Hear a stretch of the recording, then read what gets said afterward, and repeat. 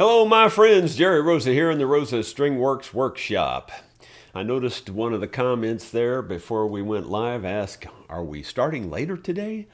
Well, yeah, if you don't know, I'm on a kind of a vacation for the month of November. It's mostly due to deer hunting, and in fact, that's a little bit of footage I'll share with you today.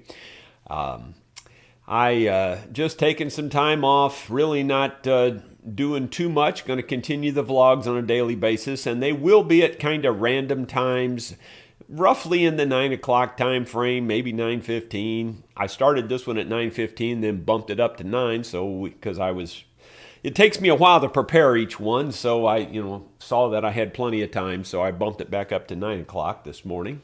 Hope it didn't confuse you. But anyway, just thought I'd walk through a few items with you this morning. Don't have a lot to cover, but we did have a really fun, good jam at Dickey's Barbecue Pit last night. We've been working on some of the more complicated tunes like Brother John. We've got that down pretty good now. Highway 40 Blues, we've got that down pretty good. And just having a good time with a lot of the tunes. Yolanda was there last night for a change. She hadn't been there for a few times. I think she showed up on the one night that that nobody else showed up. We had one night we canceled. Well, that's the only time we've canceled in a couple of years that we've been doing this. But anyway, Yolanda showed up on that night. You would know that, of course. And anyway, she was back there again tonight, and she sang, or last night I should say, and she sang 2 songs. While I'm thinking of, misstating things just like I did there, yesterday when I was showing you the map of the farm, I misstated the front. I said the front is a mile wide. It's not a mile wide. It's a half mile wide for 1/2 mile back. So in other words, it's 1/2 mile square at the front. Then a half mile back, it narrows down to 3/8 of a mile wide, or 1/8 of it gets dropped off, if you will, and then it goes the rest of the half mile back. So in other words, it's 1 full mile long, 1/2 mile wide at the front, 3/8 mile wide at the back. It's like an L shape. So I misspoke yesterday. I noticed it when I replayed the video, and I wanted to correct that so that you wouldn't think it was a full square mile, because it's not. Let's see, what else have I got here? Oh, Sue left this morning. My wife left for Ohio again. She's staying with the boys for a few days. The other grandmother has been staying with them for a few days, and now Sue's going to take over and stay with them through, I think, up to the weekend. I think their parents are coming back on the weekend, so Sue will be back sometime this weekend. I'm not sure if it's Saturday or Sunday. But anyway, the boys always look forward to having Grandma Sue come out there, so I know they're excited about that. I didn't get the sawmill pulled out of the building yesterday. I had intended that, but that was my long-term plan for yesterday. The short-term plan was to go up on top of the hill and take down an old wooden stand that was up in a cedar tree and put up a new 2-man stand there. And I say new, it's not new at all. It's new to that location. But anyway, yeah, I got part of that done. I got the stand down. Gravity helped with that, but it still took quite a bit of work. Had to climb up in the tree and pull out the nails and all that good stuff and get the stand to fall. And so anyway, once I got that done, of course I had to cut a lot of limbs and brush and stuff in the air there too. So it was a lot of work. But then when I tried to stand the new stand up, I'm not even sure that 20 years ago I could have done it, because that's a heavy stand. It's a 2-man stand, and it's hard to lift it and get it to go up. And I got it part of the way up, but it was more than this old man could handle. So I called in reinforcements, and Ron's going to be here this afternoon and help me stand it the rest of the way up. And so this morning then, since he's coming in the afternoon, this morning I'm going to go ahead and work on getting the sawmill pulled out of the building and get it set up and get it ready to go. And just so you know, what I'm intending to do is saw up all those walnut stumps that we've got. I'm going to saw up the cedar boards for siding for the water wheelhouse. So I'm still making progress on projects, guys. It's just slower right now, because I am sitting out there on the deer stands at about 2 hours in the morning and about 2 hours in the evening. And I have this morning marked the 9th sit that I have done, and I have not seen one single deer. A lot of squirrels, a lot of birds, but not one single deer, and no coyotes and no hogs or anything else. But here's a view from my office this morning. Just thought I'd let you see where I was sitting today.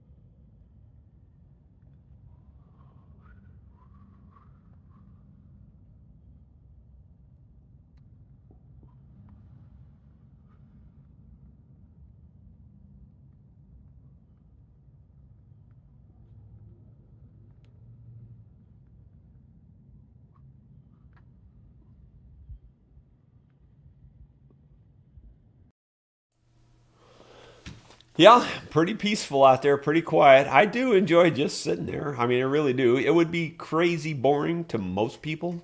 And in fact, young kids that think they want to go deer hunting their first time or two out, it's a rude awakening because you're basically sitting there silent for sometimes hours on end and seeing nothing. I thought I'd tell you a little side story. And this may be the problem now because, see, I'm really trying to get some video footage for you guys to see some deer and stuff like that. So let me explain the problem. This was probably 20 years ago, back when, the digital camcorders were first coming out. And, in fact, I think this one was still on tape. But anyway, it was a digital camcorder, but it used tape, I think it was. And anyway, I decided I'm going to film my hunts, because I was hunting a lot back then. And I am not exaggerating. I took the camera with me 30 days in a row. The whole month of October, I took the camera with me. Didn't see one single deer. And I'm not exaggerating, didn't see nothing. The next day, I decided I'm not, so starting November, I decided I'm not taking the dang camera anymore. It's just too much hassle. And as you would know, the Rose's Law came in and deer are running all over the place. So I have never taken a camera in the woods since. It's just not meant for me. And that's the thing I think the problem is now. I'm wanting to get you guys some footage so bad that there's just nothing. I mean, nothing. And I've never sat out, other than that one time where I sat for 30 days, I've never sat in the woods around here and not seen, a deer or something. I mean, you always see something, and there's nothing. I mean, absolutely nothing. So, so it's your fault. It's your fault. It really is. I suspended Cash's music lessons until after Thanksgiving, partly because I'm doing this hunting thing, and partly because he is too, and also just the holiday and all that. So anyway, we're not going to pick up any more music lessons with Cash until after Thanksgiving. Let's see. Do I have anything else? I think that's it for the most part. I got... The last bit of news is kind of the old sad news. My buddy Gene, he is dying of cancer. And, he's hanging on, but it's coming, and he knows it's coming. And he doesn't have too much longer. He has requested that we sing songs at his funeral. And so it's kind of my sad, proud duty to do that. And I'm hoping I can pull it off. You guys already know I'm pretty emotional. But he wants me to sing Go Rest High. So I thought I'd just try that now and see if I can get through it. It's not easy, you know. But I think I can get through it. I don't know. I've done this once, well, twice I've sang at funerals before. And no, more than that. Actually, 3 or 4 times now that I think about it. And I've been able to get through it, but it's not easy. So let's give it a shot. I know your life on earth was trouble. Only you can know the pain. You weren't afraid to face the devil. You were no stranger to the rain. So go rest high on that mountain. Son, your work on earth is done. Go to heaven a-shouting, love for the Father and the Son. Oh, how we cried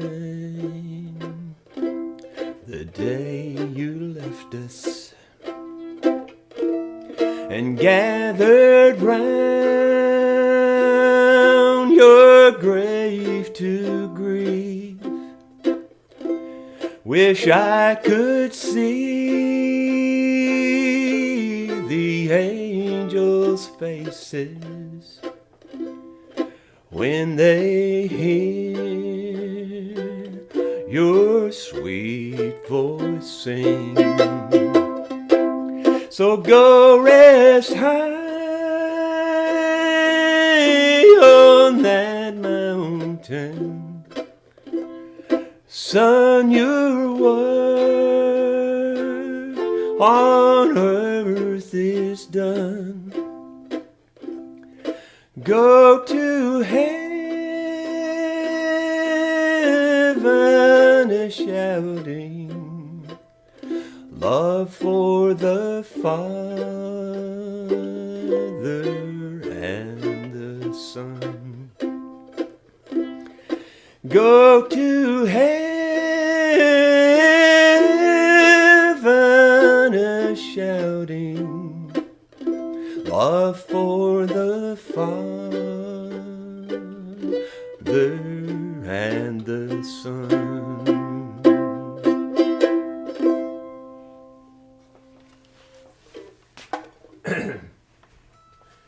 I don't know how many of you have had the occasion to do that, but it's not easy. It's really not easy. Let's go to the comments and see what we got. We had a whole bunch of comments before we actually went live this morning. 110 viewers at the moment. Tom Armstrong was the first one to ring in here. It says, good morning, Jerry. Will your water wheel be overshot or undershot? It'll be an overshot water wheel. Just because I just think they look much neater. I just think they look cooler.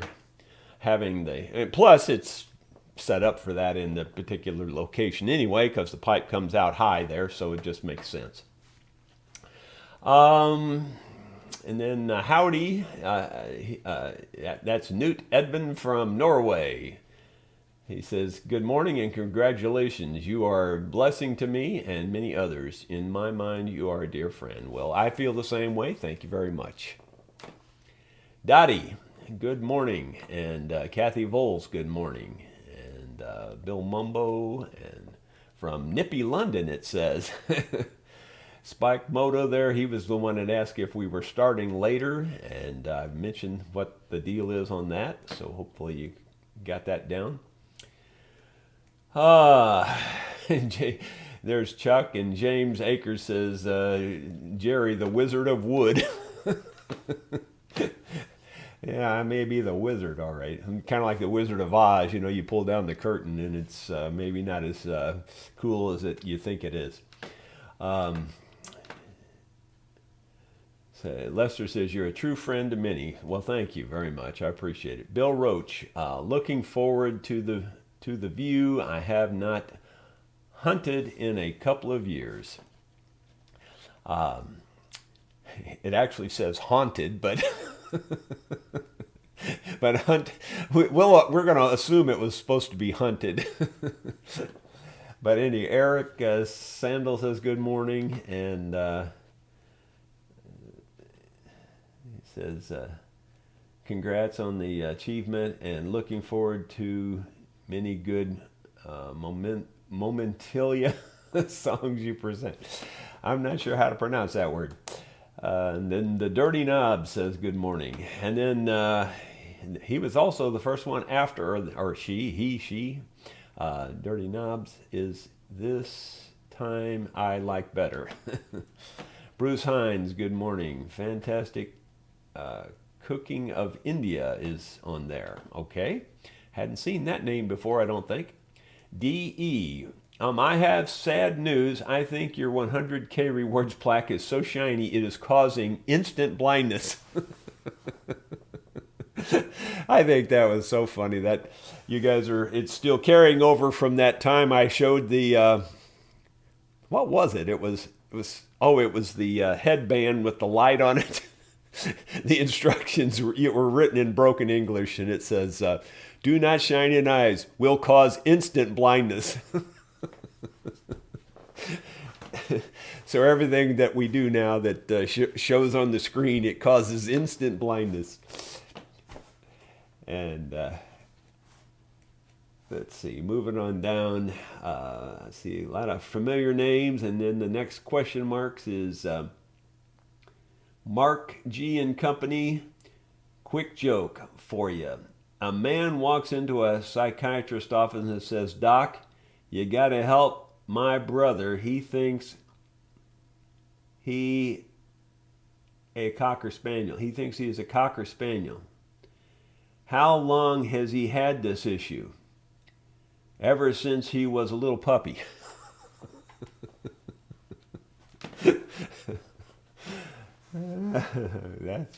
That's funny. That's funny. James Akers, you might need a food plot to bring the deer in. Yeah. I do have food plots, just didn't put anything in them this year.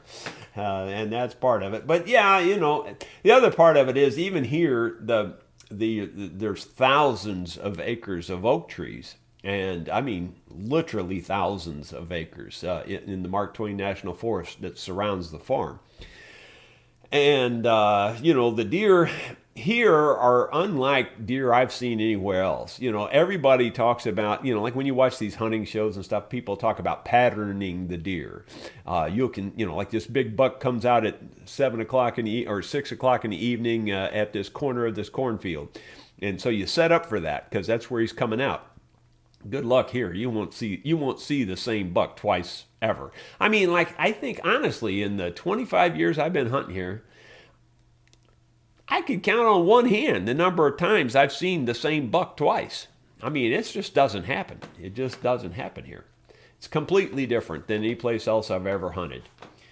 But anyway, it just is what it is. And they don't have to have a pattern here because of the thousands of acres. They can just roam anywhere. It's not like, and like you said, a food plot makes them come to a specific spot, but that doesn't really attract them here that much. I'm amazed. I used to put out winter wheat up in Herman, Missouri.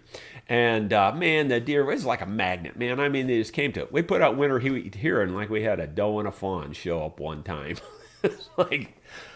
It's just totally different. I don't know why. It just is. These deer are so used to eating acorns. I guess that's what their preferred food is, And that's all they do. I'm not saying they won't come to things. Like we put out clover, and occasionally they'll come to clover, but a lot of it's real nocturnal too. You just don't see them in the daytime a lot. Let's see. Jeff Puris, is that a multi-arrow magazine on the bow? I think I'm triggered. Yeah, the bow has a quiver on it that you can hold several arrows. I just hold 3 hunting arrows and then 1 target arrow.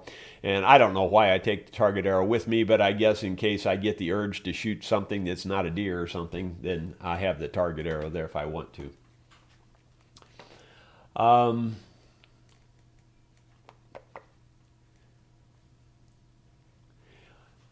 Thomas McAlpin says, are there any videos of Renee performing?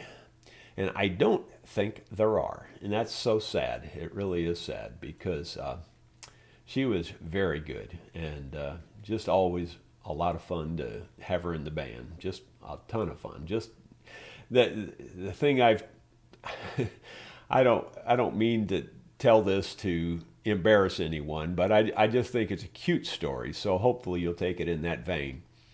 But Renee's family was homeschooled, and I don't mean this negatively. They were super naive family, super naive. Just hadn't been out much. You know what I mean? They just really hadn't seen the world, and so having Renee and her daughters on stage with me, they finally I could tell something was wrong. And finally, the little one, she spoke up and she says, I don't know why you have to tell all these lies. And I'm going, okay, I really don't know what you're talking about. I mean, I was just floored. And you could tell when we got off stage, they were mad, All of them were mad, you could tell. And they just didn't know what a joke was. And they thought jokes were just telling lies. I mean, I'm not lying to you. That's how naive we were talking about. But they soon came out of it once you hang around me long enough, you're going to come out of whatever shyness you have. But anyway, that's the kind of family we were dealing with, and it was just a lot of fun. After they got their feet wet and started understanding what was going on in the world, it was a whole lot of fun. It really was. We just enjoyed the heck out of it. So let's see. I just don't think there are any videos of Renee performing, though. Unfortunately, it's so sad.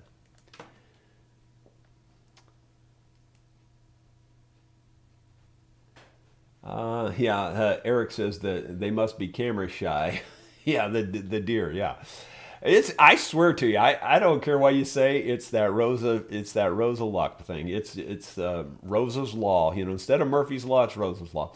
Like I said, I'm not just saying this. This is the truth, man. I mean, it's black and white true. On the big things in life, there ain't nobody on this planet that's luckier than me. I count my blessings every day. I am absolutely 100,000% blessed. It's just amazing on the big things in life. The things that count, I'm the luckiest guy on the planet. But when it comes to the little things, you better look out, because it ain't like that at all. It's always the exact opposite. It's just amazing. If it can, it for sure will. It's just the way it is with me. It's always been that way. And I'm so used to it, it doesn't even bother me, really. Eric Sandel says, I cannot get rid of my dictionary. It tries to correct to Swedish. Okay. Let's see. Bruce Hines. I had a birthday yesterday. I think you having one soon. Happy birthday.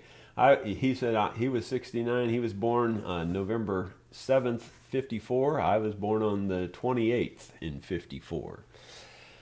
So happy birthday to you, Bruce.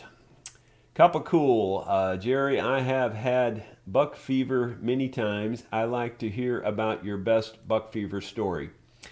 Well, I had it one time, pretty bad. I I really I kind of got over it because it kind of embarrassed me. I had it so bad. But I pretty much got over it. Well, actually, I guess I had it twice. You heard me say that the very, very, very first time that I ever went deer hunting in my life, I took a bow. I was 14. I might have even been 13, but I was no older than 14 for sure. And all the grown-ups made fun of me, just laughing at me, fill your pocket full of rocks. And I said, well, why would I want to do that? So you'll have something to throw at the deer when they run off, because this was back in Reynolds County, Missouri, and back in the 60s, late 60s, like 68, I think it was. And, they'd never even heard of anybody going deer hunting with a bow. I mean, back in the 60s, that's the truth. No, they had never even heard of it, never even thought it was a thing, So they just made fun of me. Well, sure enough, that afternoon, I thought I already told the story, so I'll just give you the abbreviated version, and that is that I shot a deer with a bow, and man, on the way home, I was running at top speed. I was running over this mountain. I guess I had buck fever so bad, or that whatever you want to call it. Excitement, basically, is what it was. I fell down like 5-6 times running all the way back to the house. And they didn't believe me, and I actually had picked up some leaves that had blood on them and stuff, and they showed it to them, and then they believed me eventually, and finally they checked it in. So that was probably the first most, important time. But the second time was the one that really embarrassed me. And the second time, I was at my buddy Gary Bickmeyer's farm, and his dad was sitting on a stand. Tragically, his dad was killed on a tractor just a short time after this.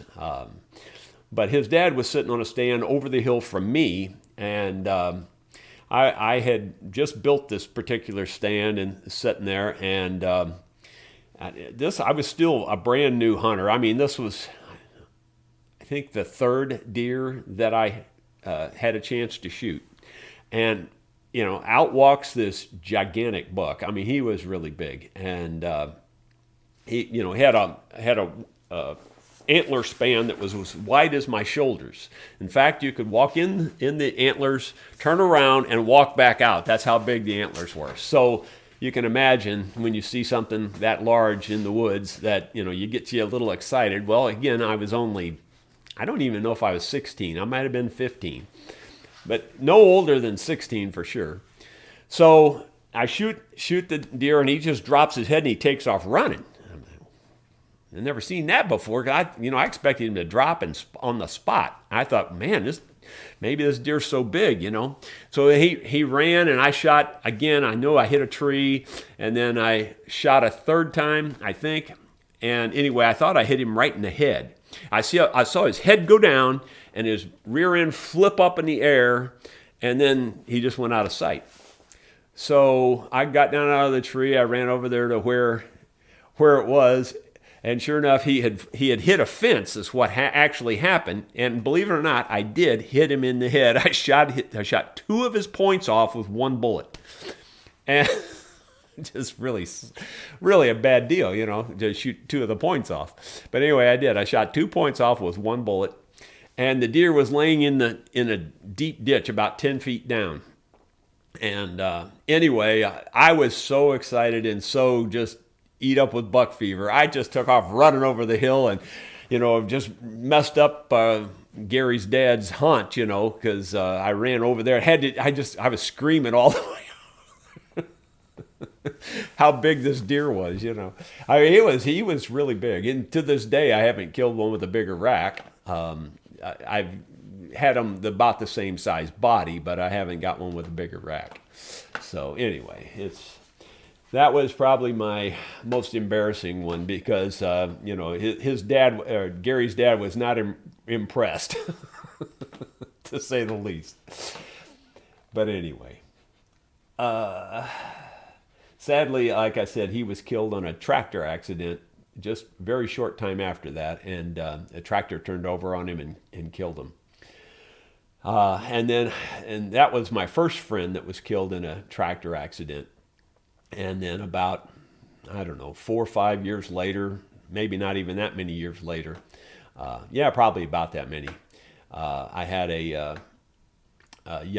another friend about my age who was cutting hay in a hay field, and if you know what you do on that with a sickle bar, you cut with a sickle bar facing out the first pass around the field so that you get up close to your fences and all that. Well, then the second pass around, you go the other way from then on, and so you're driving in the path that you cut the first time around.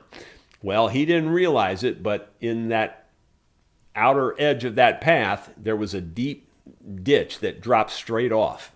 And when he was watching where he was cutting, he wasn't watching to his left where the ditch was. So he's watching where he's cutting, and the tractor, the dirt broke loose or whatever, and the tractor fell straight up down and killed him too. So that's my second friend that died in a tractor turnover accident. And not to belabor that, but almost lost Sue to that also. She was driving my Ford tractor, the one that I had just restored, and she was pulling my dump trailer. Now my daughter was sitting in the dump trailer, Lisa. She's my oldest daughter, and she was sitting in the back of the dump trailer. They were going back to the back to do something. I don't remember what it was. And I think a pair of eagles, or for sure one eagle, flew up out of our field. It was down in the field, and it flew up. And so Sue's watching this eagle, because you don't see eagles every day, and you sure don't see them that close, And so she's watching this eagle and driving. Well, when there's a drop-off. It's about an 8-foot drop-off. And the tractor went off, and fortunately, the tongue of the trailer, not so much the tongue, but the jack part of the trailer, and the tongue too, both of those stuck in the ground. And so the tractor is just hanging like this. I mean, seriously, there's only one tire on the ground. The two front tires are in the air, and the one back tire is in the air. And she's hanging over the ditch. And she, and when of course I had to go help her, and my son had to help too. We had to get two different, did we have two Bobcats at that time? I can't remember. But anyway, it seemed like we either had two Bobcats or we had a Bobcat and a tractor or something. I think my son was on the top pulling with a tractor sideways, and I was down under it with the Bobcat lifting it up, and we got it out of there. But Sue's word about that was, well, I was going to jump. And I as nice as I could, I said, honey, you don't realize that you were already dead. You don't jump from something like that. I mean, if the tractor hadn't caught it, you were dead. I mean, it's just over and done with. You don't have time to jump, and you can't jump. It's just one of those deals. So we dodged a bullet on that one. Like I said, the big things in life, I'm the luckiest man on the planet. No doubt about it. Let's see.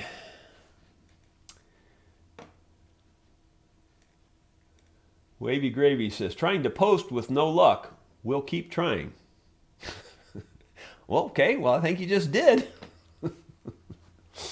John Pepper, have you had chance to listen to Riley Puckett and Gid Turner? No, I have not, honestly.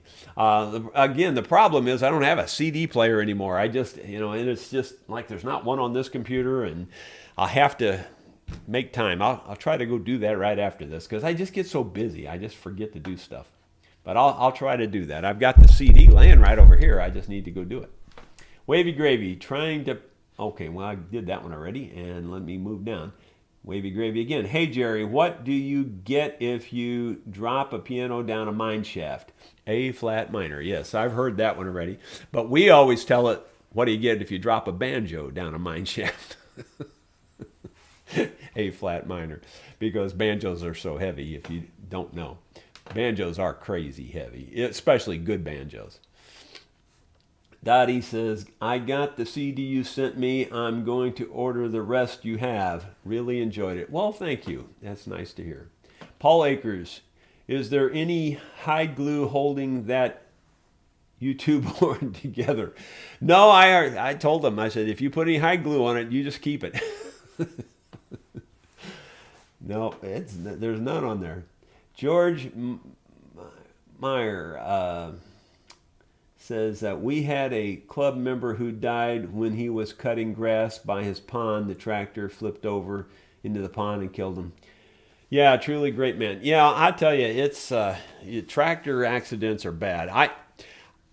Again, take this for whatever you want. Like I said, I'm the luckiest man on the planet. I had that same Ford tractor. My dad started me on that tractor when I was possibly 9, but for sure 10 years old. I was already driving it on the roads.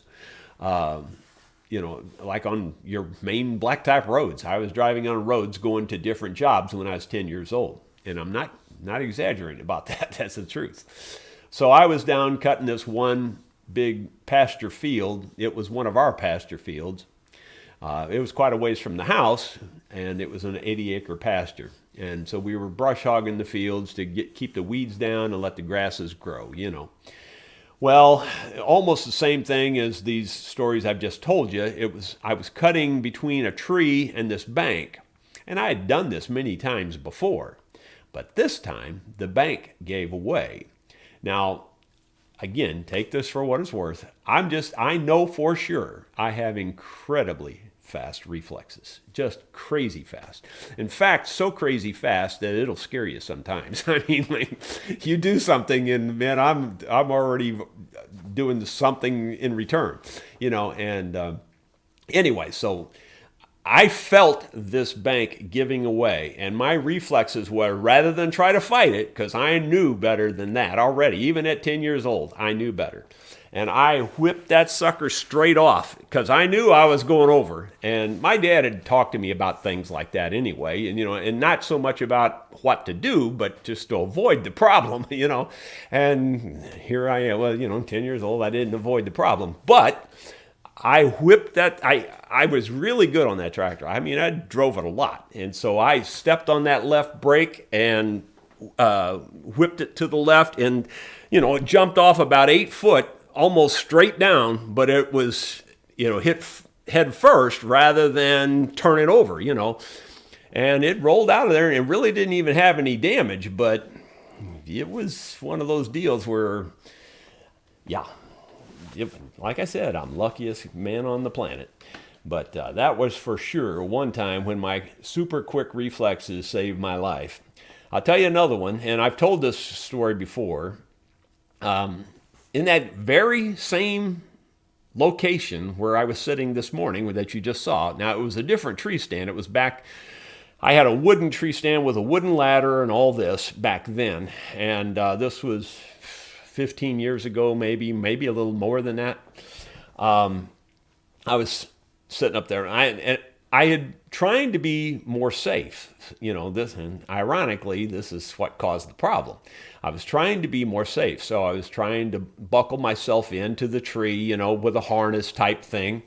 Well, this was muzzleloader season, and I had my muzzleloader laying across the seat, and I was leaning up above so the seat's down here by my knees, and the muzzleloader's laying across it. I'm thinking that seemed safe to me. It was laying there pretty solid, and somehow or another, I guess I bumped it or something happened, and that muzzleloader flipped off. Well, and I don't remember exactly how it did it, but anyway, now it's going barrel down, and it hits about halfway down my ladder, and if you know anything about it, they got a ramrod. Well, the ramrod hit on that step of the ladder, which what you don't realize is it had a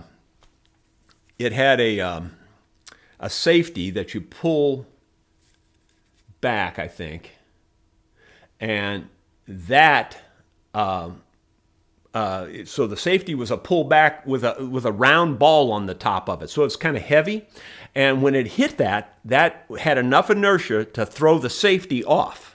Now, I don't know this all that's going on at that moment, but I put it together after I saw what happened, and I know this is what happened. So that was enough inertia to throw the safety off of the muzzleloader. This was one of the new modern inline type muzzle loaders. It's not one of the old ones. So anyway, it threw that safety off. Now the gun, because that threw enough inertia, now the gun is flipped over and it's going down butt first. And it's not at the ground yet, but I'm looking over and I'm noticing now that I am looking straight down the barrel. And I mean, you couldn't have had it any straighter down the barrel than it was, just like I'm looking right down it. And in that instant that I realized that, I threw my head back like that, and at the same instant, it goes kaboom! I mean, like the same breath. And it scared me so bad that I just sat down, and I sat there for about 40 minutes. And I didn't even move for about 40 minutes. I just couldn't even move. I was absolutely just floored. So I'm just sitting there, and I thought, and then I started piecing this together, what happened, and I pretty much knew exactly what happened. And so I thought, well, that would have gone right between my eyes. I mean, I know it would have. There's no doubt in my mind. So I said to myself, well, if that's the case, there's got to be a hole through the roof, because I had a metal roof over this too. So I'm looking, and I don't see a hole. And I'm going, well, that had to shoot through that roof. It had to. So the roof has got two supports on it. Well, I look on the other side of the support, which is exactly in line with my head, and there was a hole the size of your thumb through that roof. Whew. Yeah. And just, again, those super quick reflexes. I mean, like, if I'd have been a heartbeat, not even a heartbeat, slower, everybody would have thought I committed suicide. They would have that's what they would have thought, because it would have been a perfect hole right between my eyes. Just crazy. Just absolutely crazy. So, like I said, when it comes to luck like that, I'm the luckiest guy. Plus, I do have really quick reflexes, and at least twice my reflexes have saved my life. And there is no doubt about that.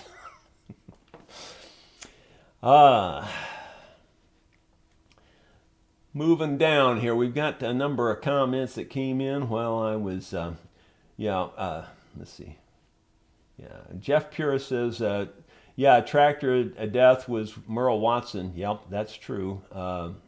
Or his, got Merle, Doc Watson's son, yep.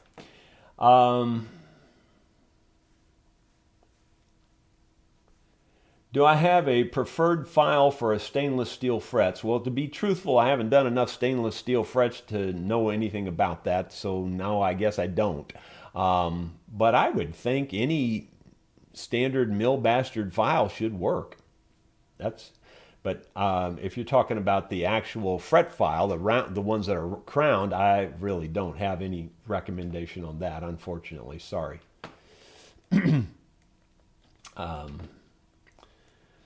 Let's see. Moving down. Russ Heater says, what is the tune on your intro? No, Johnny Comes Marching Home is the outro. Yes.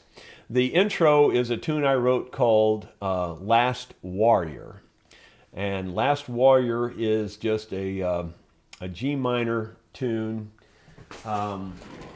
It goes, you're only hearing a piece of it because I just took out a piece that I thought would work, But the actual tune starts like this. It starts like a Native American drum beat, or at least my imagined Native American drum beat. So it goes like this.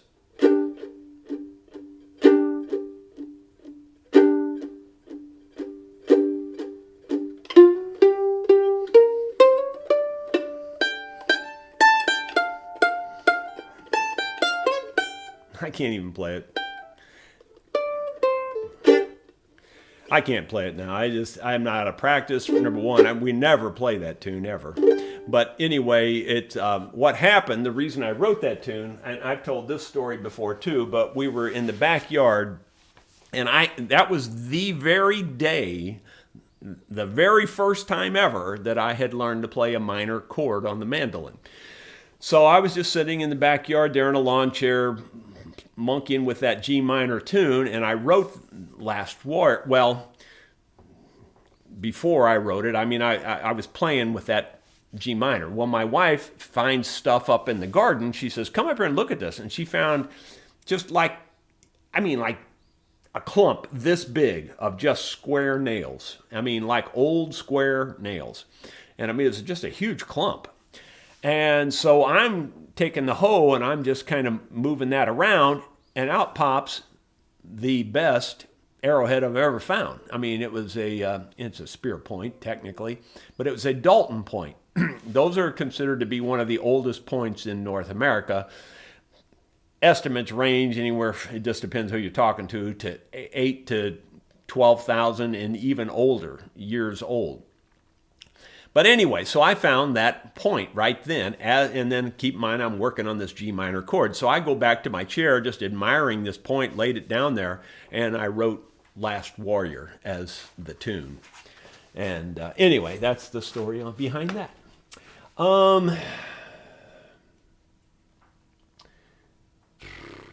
Osir says, from New Fairfield, Connecticut, did you ever tell us when and how you learned to play the mandolin? Well, I guess I have. I got serious about music when I was about 28, and I went and bought a real cheapy mandolin. I kind of wanted to emulate my uncle Don Brown he was pretty famous in Missouri playing the mandolin. And anyway, I just bought a cheapy mandolin, and then I had only been playing it about a month and was doing what I thought was pretty good for only a month. And so I was at a bluegrass festival, and I was trying to jam with some people, and of course I wasn't doing very good, but I was doing okay.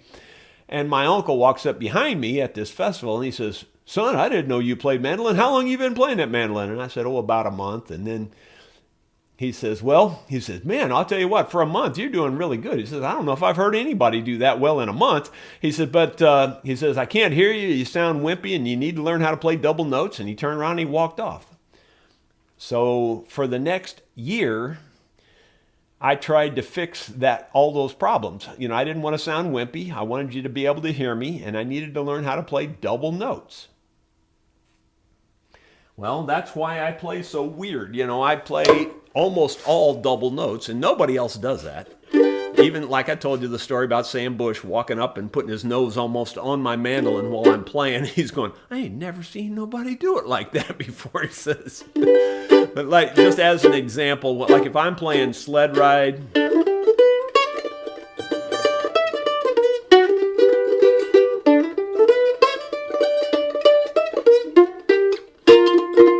well, it's hard to do it that slow, but anyway, I'm trying to keep it in the camera.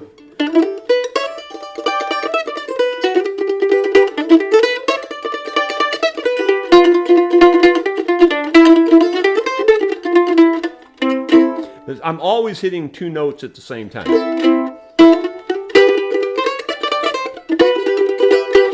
So to learn how to do that, it took me a long time to figure that out. I thought single notes were hard enough. Double notes just seemed impossible.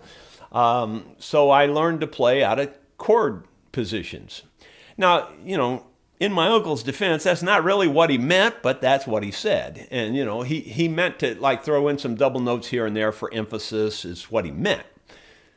But he created a monster. I play everything with double notes now, and I play like I'm playing harmony to myself when I play. So I'm pretty much the only mandolin player on the planet that does it that way. So at least as far as I've been able to determine, and pretty much everybody kind of agrees with that. People are always saying, I can always tell when it's you playing. That's not necessarily a good thing, but they can always tell. Moving on down. Mark is here. Mark is Yolanda's other half. Says, good morning, Jerry. Yolanda said she liked your new amp and it sounded good. Yeah, we were using the new... you know me and names. I can't think of the name of this stupid thing. Spark 40, I think it is. amp. And there's another name it goes by too. But anyway, we were using that last night. And it is a neat little amp. I really do like it. I'm going to try to get through the rest of these real quick here. Osir, what's the model of your shotgun? Rico from New Fairfield. Your vlogs are very interesting. Good show. Well, thank you. Yeah, the model, well, the exact model I don't remember, but it's the real common Mossberg shotgun, Mossberg pump. I can't remember the model now. I want to say something like a 90 or something like that, but I can't remember, honestly. I just don't remember. But it's just your standard run-of-the-mill shotgun. But boy, that thing has the tightest pattern of any shotgun I've ever seen. And, I mentioned the story about shooting in all those turkey shoots. And, I've only pulled the trigger 4 times in a turkey shoot. 4 times. And 3 times they were giving away 2 chickens on each round, and I won 6 chickens. And the other time they were giving away a frozen turkey, and I won a frozen turkey. So that's 4 shots win. And if you don't get that, it's not like that doesn't mean that you're the best shot there. That's not what that means. A shotgun shoots out a spray of pellets, shoots out a lot of pellets, in fact. And, they provide you with the shell, so you don't get to choose how many pellets are in the shot or anything. So the turkey shoot organizer gives you the shell, so you shoot whatever they give you. And the trick is that you're back at about 20 yards, 60 feet, something like that. And as the pellets come out of the end of the barrel, they start to spread out. Well, the tighter the gun can hold them together, the better. Well, this gun holds them together really tight. But even that doesn't guarantee you're going to hit the little tiny X. There's a little tiny X in the center, and the pellet that's the closest to the X wins the round or whatever. Well, you can have the worst shooting gun in the world and accidentally get one pellet to fly and hit that X, and you're the winner, So the point is that it's pretty hard to be consistent in a turkey shoot. So after I won 4 in a row and didn't, those are the only 4 shots I've ever taken in a turkey shoot, and I won all 4 times, I said, I ain't never going to shoot it in another turkey shoot. I'm done. I'm retiring it as a perfect gun. I'm not ever going to shoot it again in a turkey shoot, because I know the odds are against you that you're not going to win every time. I don't care how good you are or how good the gun is. Somebody's going to beat you. And I just said, forget it. I ain't going to shoot it again. I'm going to retire undefeated, because it's pretty much an unheard of thing in a turkey shoot. Now, if you were shooting a different kind of a turkey shoot, if you're shooting with, single fire bullets like a 22 or something, that's a different story altogether. Then it's all the shooter, it's accuracy. And well, it's the gun too, but it's accuracy. And this, it's not too hard to be accurate enough to hit the paper. It's really hard to just get that one pellet on the X. That's the hard thing. And anyway, it's more difficult than you would think. Let's just say it that way.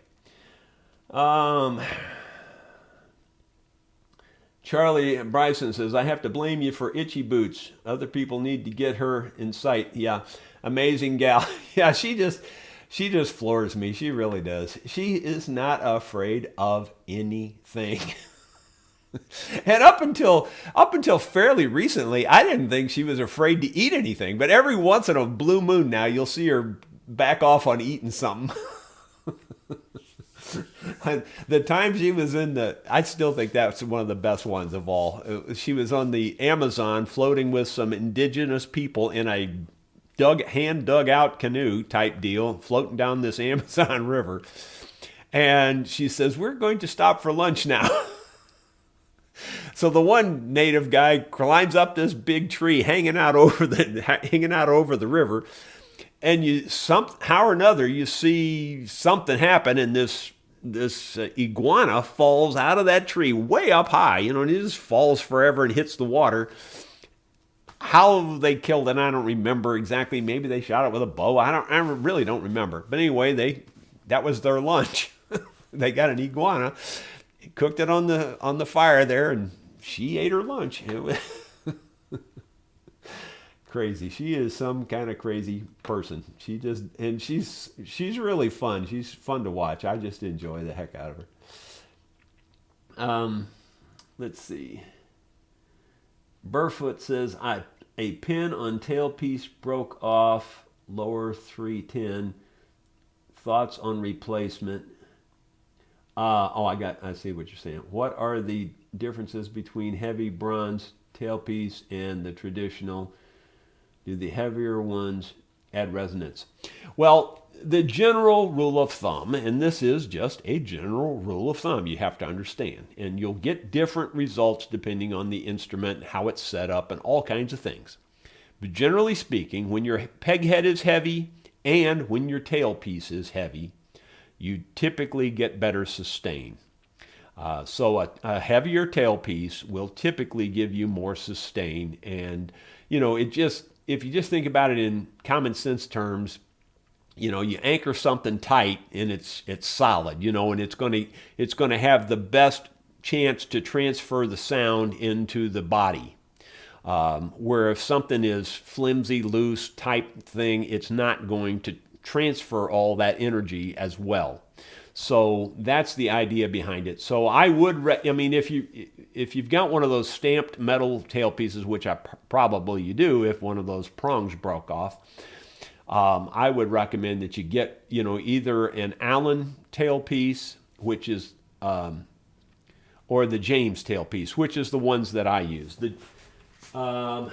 was the Allen. This is the Allen tailpiece. This is what I used to use all the time, and these are good. And I guess you can still get these at Stuart McDonald now, and I don't think they even call them an Allen tailpiece anymore, but these are pretty good. But I prefer the James tailpiece now, and I don't know how to give you the location of that. I think it's a place, I think it's in Oklahoma, I'm not positive about that either. And if you just search on Allen tailpiece, you'll probably find it. I think it's got something like Axiom in the title of the website, Axiom. I'm just giving you all the clues I can remember. But anyway, that I would recommend the James tailpiece. Now they're expensive, they're not cheap, but they're really nice tailpieces, and they look like the cheap stamp one, but they're heavy brass, and they're machined out instead of stamped out. They're machined. Chuck Heidbreder, have you ever tried nickel plating on any of your homemade tools, etc.? Yeah, sort of, kind of. I've done some kind of plating in the past. I kind of remember doing something with nickel, but it was a long time ago. I haven't done anything recently. So, Bill Webb, I miss the mornings and evenings I spent sitting in the deer blind stand. I haven't hunted in 8 years, but now my new son-in-law wants to get his first deer, so I'm getting back into it. Yeah, it's a lot of fun. I thoroughly enjoy it. And for the people that aren't hunters and the people that don't like to kill anything, I get that too. But you have to understand, I don't eat vegetables, and I don't have too many options. And the only way you can get meat, you got to kill something. I mean, I don't care if it's a cheeseburger at McDonald's. Somebody killed something to get that. It's just the way it is. And, I don't sugarcoat it and say you harvested the deer. No, I killed the deer. That's what I did. And, I'm not going to apologize for it either. I mean, I don't mean to make it mean or bad or anything. I try to do everything the best way I can. I don't want nothing to suffer, ever. Not anytime, not once, ever. And I can honestly say this in all honesty, and I've killed quite a few deer. I probably killed at least 100, probably more. And not a single one of them was ever shot in the guts or anything like that, except one deer, and I did that with a bow, and I've already told that story. The deer was walking really, really fast. He was about 30 yards away, 25, 30 yards away, and there was one little hole I had to shoot through, and he was walking really fast. And I shot through the hole, and I just didn't estimate the time, speed as fast as he was walking, and he got a little further through the hole than I was expecting. I went through the guts. But I still did harvest the deer. I did find the deer, and we did use them. And we don't waste them either. We cook them. So anyway, that's just the name of that tune.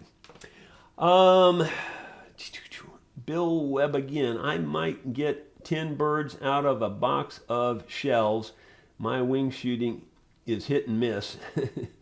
Yeah, I haven't really done much in the way of wing shooting. I used to shoot quail when there were quail around. There's just no quail around anymore.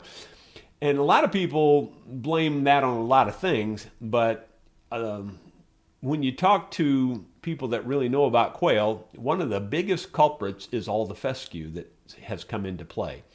Quail can't really walk through fescue. It's a real thick grass, and it's not good for quail. And if you can find the native prairie grasses and things, that's where the quail typically are these days. I wish we could get them back in here. I've been trying to grow blue stem and other native grasses here, but it's difficult to do. Let's see. Let's move on. Freeze is the last one I see here. After all these years watching you on YouTube, I finally got the story of the song on your opening. By the way, that Mossberg 500, that's a possibility. I just don't remember the number anymore. I used to know it, and 500 might be right. I just honestly can't remember. But I'll try to remember to look that up and mention it tomorrow. But guys, that's going to be it. I've been on here longer than I was expecting to be on here already. It's already 10 o'clock, so we've been on here an hour. I got 159 viewers. That's pretty good for a vlog, and I say thank you to each and every one of you. I do consider all of you friends. I hope you feel the same way. We will see you tomorrow with something. I'm sure we'll have some kind of update. We'll catch you then.